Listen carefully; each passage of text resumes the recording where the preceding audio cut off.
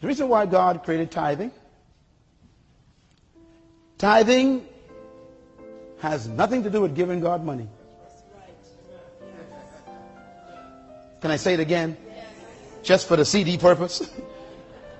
Tithing has nothing to do with giving God money. God doesn't need nothing from you. You couldn't even give God nothing.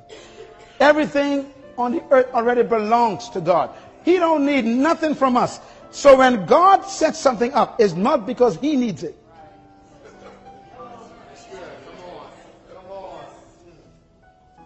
Tithing and offerings is God's management training program for mankind. Boy, this is so important. God doesn't need a penny from us.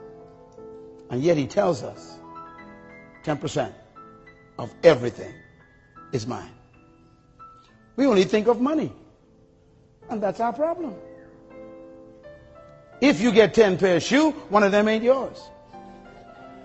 If you get 10 dresses, one of them ain't yours. If you bought 10 oranges, one of them is not yours. If you got 24 hours in a day, 2 hours and 40 minutes don't belong to you.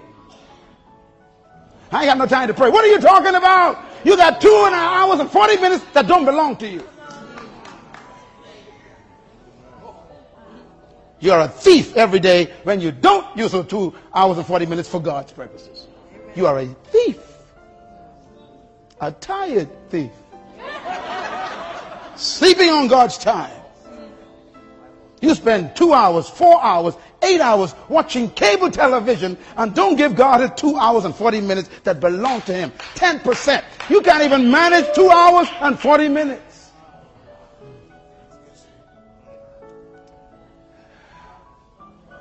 You're trying to get money. It ain't money ain't your problem. Management is your problem. God could any time of day command you to give the dress away in your closet. One of them ain't yours.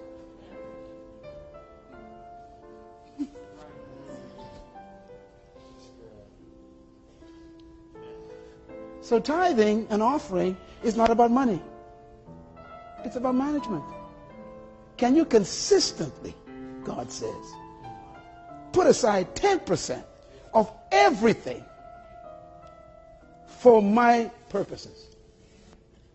That's tithing. Can you consistently? Now, let me tell you something. Listen to me. 100% of everything belongs to God. What did I say? 100% of everything belongs to God. No. Say it again. What did I say? 100% of everything belongs to God. Okay.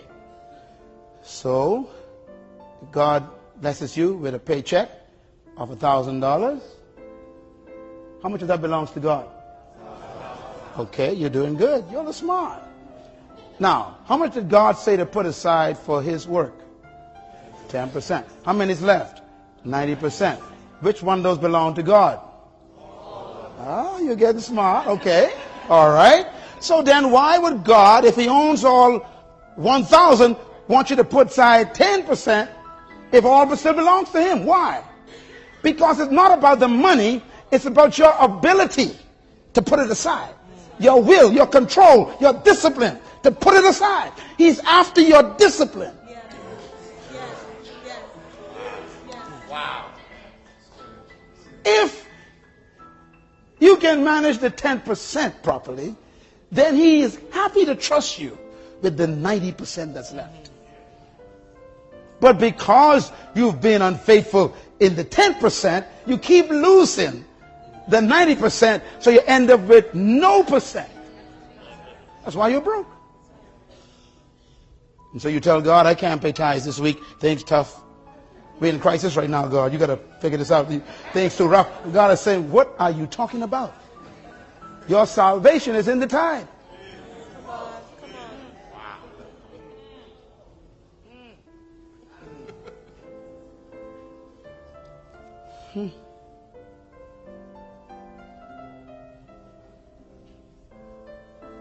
Let me take you one step further.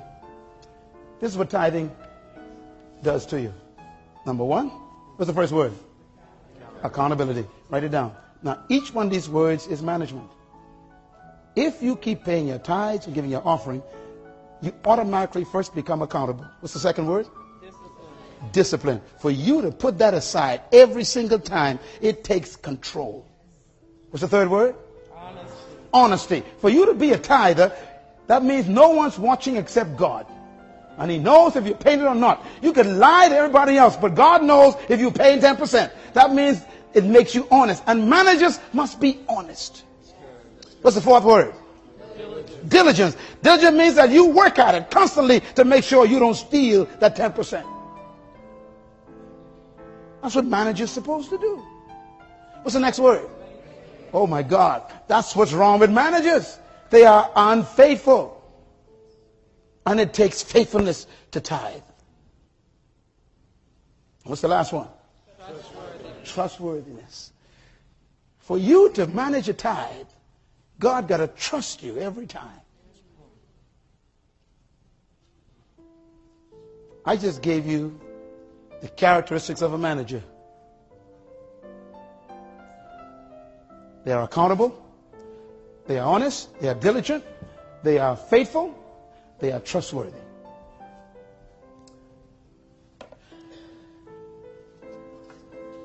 Jesus one day showed top-class management. One day he had 5,000 people in a field, and they were all hungry, and there was, they say, plus women and children, so they must have had about 12,000, and he is about to distribute some resources to them. I want you to watch him at work, okay?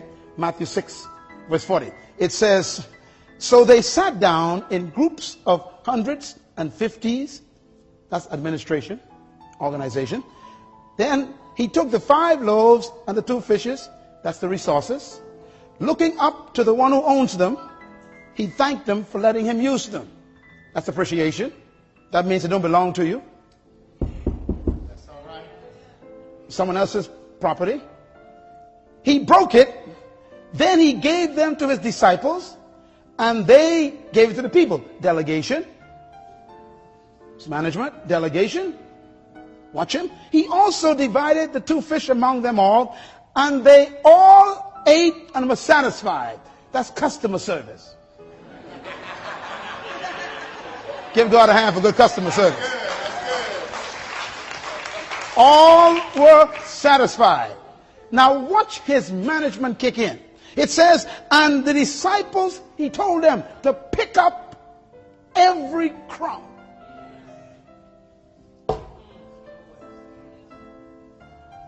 Ladies and gentlemen, I want you to imagine this. 12,000 people in an open field, breaking bread and pieces of fish.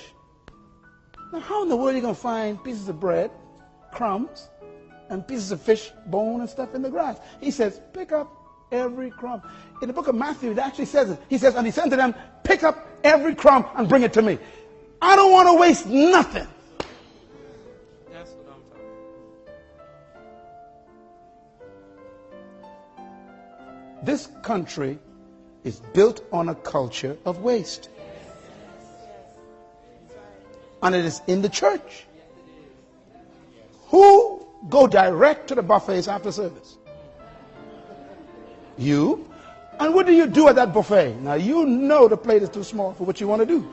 You pile it up, sit at the table, and half is left in the plate. You are a bad manager, and God takes notes. Cheryl, waste food.